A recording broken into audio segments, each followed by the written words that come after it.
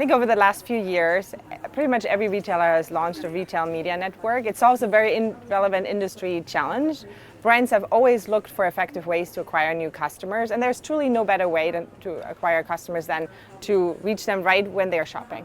So why is Criteo such a powerful presence in the retail media market?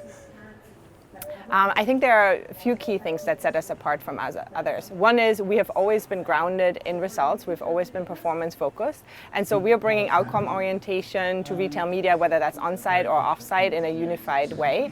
We're also partnering with retailers and really enabling them to grow. We've made it very easy for them both to launch and to scale their retail media networks. And we're more than just an ad tech player. We're truly a business partner. We can help a retailer launch their own private marketplace, but we also are connecting them to a broader ecosystem of platforms that allow them to access incremental demand.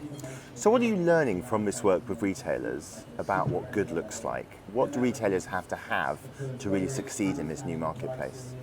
In order for retailers to succeed in the marketplace, they of course need to have all the fundamentals of being able to serve retail media, whether that's on-site or off-site. And that has become quite easy for retailers to figure out. They have late mover advantages, as I call them, because they can take advantage of the platforms that exist in the marketplace.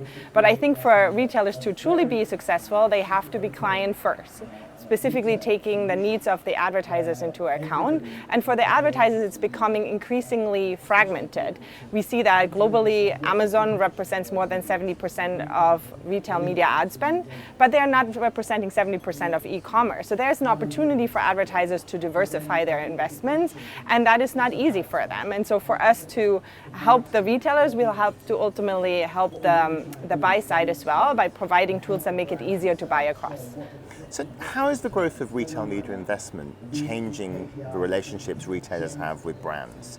Does it create a new dynamic?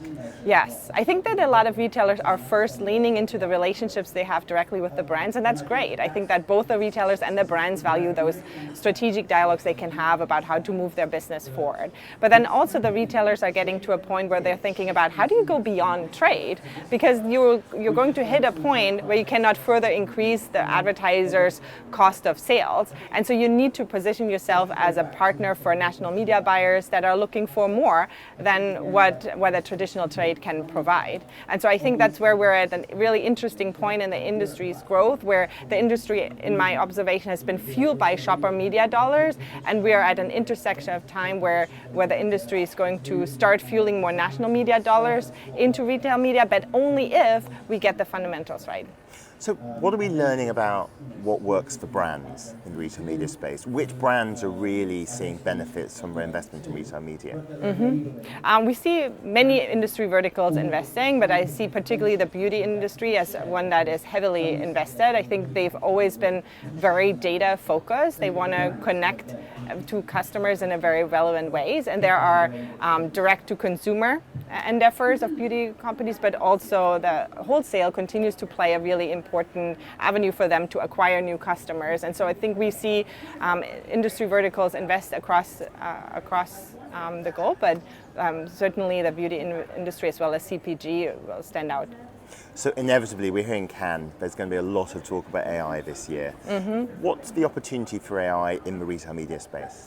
AI can really take targeting to the next level. I think that when you reflect on the industry today, there's still a lot of traditional AI, IO-based managed services, campaigns like out there that are still very manually optimized. And I think with the ascent of AI, there's an opportunity for us to bring more outcome orientation to the campaigns and making it more efficient for the retailer, but also ultimately more performing for the buy side.